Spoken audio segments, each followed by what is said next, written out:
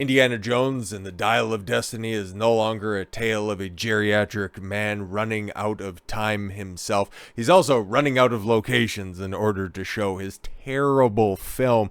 Check this out. China box office. Indiana Jones 5 bombs with $2.3 million opening in a place that has 1.4 billion people. You could only muster the amount of money that Aaron Judge probably makes for a singular home run. That's what your pull was for something that cost north of $350 million to finally get to screens. $2.3 million for all of that capitulation, all of that ankle grabbing that you do for the Chinese market. Disney, you get what you deserve. Indiana Jones 5 could very well be the biggest bomb, the biggest flop that we are ever going to see. Now, even still, okay?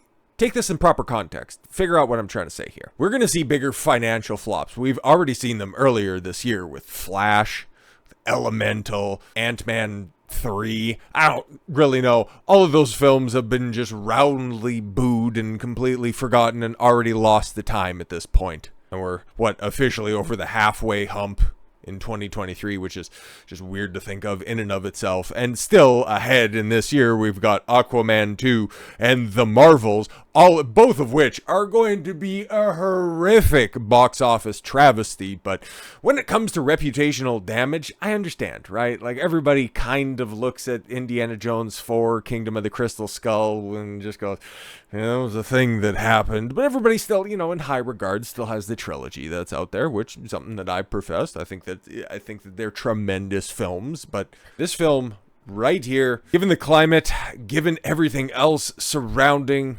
Lucasfilm, and then just the bigger picture of Disney, this could very well be the straw that breaks the camel's back. And in a few years' time, when Disney is simply a shell of itself, we can look back at this film right here as the moment that everything totally collapsed. That's my prognostication when it comes to this stuff, because now we can start to dig into the numbers and really see and try to read these tea leaves a little bit more intricately. Indiana Jones and the Dial of Destiny may have opened soft in North America, and we've got a more comprehensive breakdown of the domestic and international box office. We're just paying close attention to China. We're short round when you needed them with $60 million, but it's outright bombed. Oh, but it outright bombed in China, which $60 million opening weekend in North America, is that not bombing outright? Anyways, where film goers had little to no emotional connection with the classic adventure franchise. But that's one of those universals, okay? A good action adventure film, fighting the Nazis, something that the Chinese actually did. It was just, no, they didn't want to see a sad old man and some horse, Phoebe Waller-Bridge, usurp his mantle and do a terrible job about it. They're like, no, we don't like these unattractive women who are on the screen. No, thank you. Expectation for Disney and Lucasfilm tentpole were always low in China, but even still, okay, our expectations were low, but you guys still managed to fall underneath of those. Holy films. Yes, $2.3 million opening from Friday to Sunday. And you know what they're going to do with that come next week? Oh yeah, no, you want tickets for that? No. Well, first of all, it doesn't look like anybody's asking for tickets for it, and it's just, that shit's not going to be playing at all. There are certain things that just don't translate to the Chinese market. Apparently, they just don't like Star Wars at all whatsoever. Some of the superhero films are a bit hit and miss. Or if there's something overtly race swapped or overtly feminist, they're just, no thanks. We'll just, watch our own films that are over there. But the likes of the Fast and the Furious franchise, they apparently love that shit. Transformers, huge fans of that. So it's almost like, if you just have a good action film, the Chinese market is kind of down with that. Weird. Anyways, none of the first 4 films in the Indiana Jones franchise were distributed in China, so the country's geriatric millennials, not to mention its Gen Zs and below, harbor no nostalgia for Harrison Ford's octogenarian hero. Which, okay, I think that they're trying to go with the later half of the millennials, which, I guess I'm born 1990. I think that puts me firmly in that demographic. Like I said, those were one of those classic films that you watch when you're growing up, like the previously mentioned Star Wars. like some of the Terminator films. We could just run down a list. We'd be here all day. Just because they came out before you were born doesn't mean that your family members, your aunts, your uncles, your mother, your father don't want to show you something that they cherish from their childhood. For me, it just happened to be a lot of Westerns and John Wayne films, so that's why my taste in media is a little bit different than most. So you can go ahead and try to massage those numbers to make them make sense. It's just, if it was a good film, they would have came out and watched it. Dial of Destiny has been relatively well liked by those who have seen it and rated it in China. Both of them? It currently has a respectable social score of 8.8 in a ticketing app Mayoan, 8.9 in Alibaba's Tao Pai Pai. Is that a Dragon Ball villain? And 7.3 in Dubon.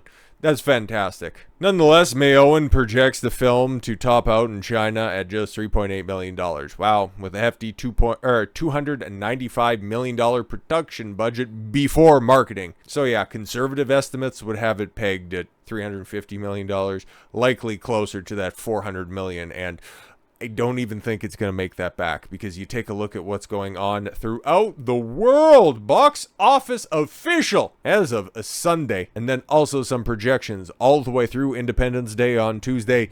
Brother, it's terrible. Indiana Jones and Dial of Destiny. I'm just going to go ahead and pronounce that however the fuck I want to, because, you know what, hey, ain't nobody talking about it at the box office going forward. So they'll be like, was there an Indiana...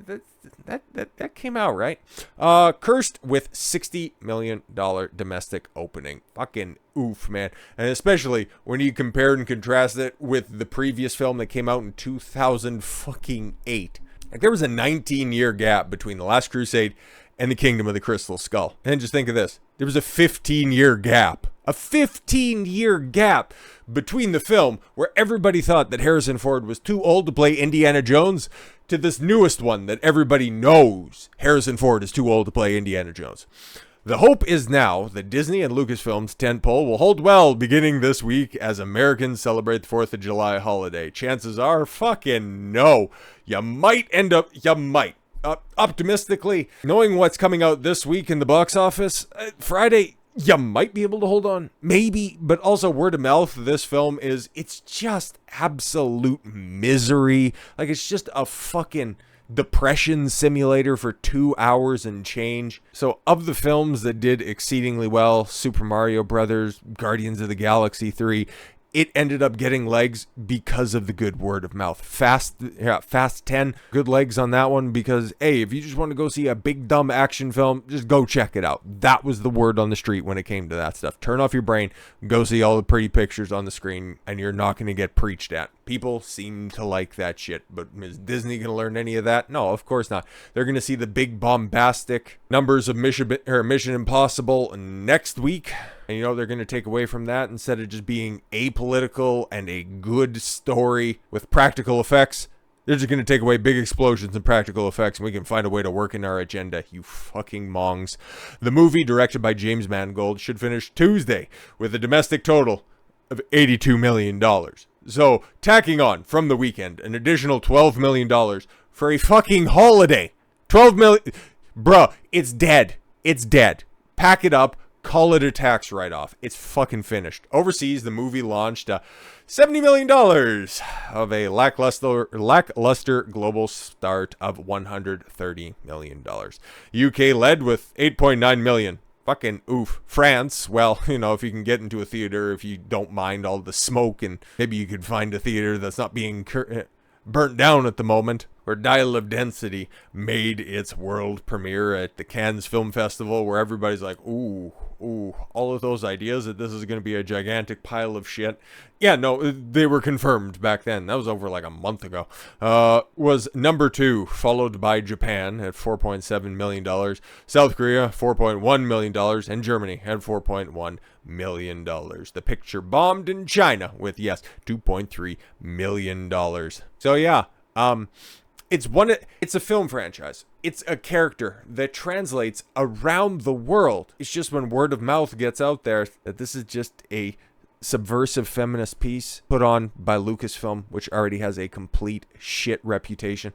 And then it's also being distributed by Disney, which, you know, just take that Lucasfilm description and crank it up to 11. Everybody's just, nah, I'll wait. It's totally fine at this point in time. Like I said yesterday when we were talking about this situation, there's still a demand for entertainment. People will come out to the theater to watch shit if it's worth going out to see. Long gone are the days where people are just going to rock up to the theater, spend exorbitant amount of money, because I don't know why the theaters can't figure out, okay, instead of charging exorbitant prices for your tickets, for all of your concessions, and then just having a luxury experience to go down there. I don't know. If you have affordable tickets, you have good films to put on. You wouldn't have to include all the bells and whistles in order to entice people to come in. As it stood, the movie's opening weekend audience skewed notably older, okay, with 42% of tickets going to people 45 and up, including 23% 55 and older. That's a breakdown rarely seen when it comes to Hollywood summer tentpoles. Yeah, it's an old character that everybody who's in the know knows that this isn't going to be an Indiana Jones film. It's just going to be, at best, a torch-passing film off to some unlikable feminist, or your worst fears were going to be reinforced, and that was ultimately what ended up happening. So they're like, I'm good, and just wait for reviews. If it's good, I'll go check it out, and if not, fucking sayonara. And that's why, the people that they tricked in with this one were the boomers that were, I like the last one that came out in the 90s. Oh, the guy with the whip and the hat, right? Even before the pandemic, older moviegoers weren't known for rushing out to see a movie on the opening weekend. So that's kind of sad in and of itself if your biggest demographics are the same people that weren't turning out to the theaters to begin with. The pick also skewed notably male, 58%. On Saturday, families started turning up. Filmmakers had hoped for a domestic launch closer to $65 million, but you still missed that lowered expectation. This was supposed to make $1 billion, guys. Look at the budget behind it. $295 million, and then additional, 50, 60, $100 million in marketing, because even where I'm at, I'm seeing advertisement for this film everywhere. It's a big budget on top of that, and it's likely, this is going to be the peak. $130 million over your opening weekend, that's going to be the best. And if it's been dropping off like other Disney flicks, well, 60 to 70% is pretty much the average. And that's with a middling to bad reputation. This film right here could be looking at something historic like The Flash at about 77%. That'll be interesting to take a look at. But there's also not much competition next week, so it could be this week, because next week's Mission Impossible, and that's everybody wanted to go see an action film who were roped in to see Indiana Jones, will get their wishes granted by an action star who's only 20 years younger than Harrison Ford. And Tom Cruise is 60 and he's still doing his own fucking stunts, and Indiana Joe was doing the fucking Biden shuffle across the screen, making everybody worried that old man is not going to break another bone on set. Christ all fucking mighty. But with all that said, thank you all very much for the gift of your time. I've been Don Consuelo. I want you to follow your gut and get after it. Take care, everyone.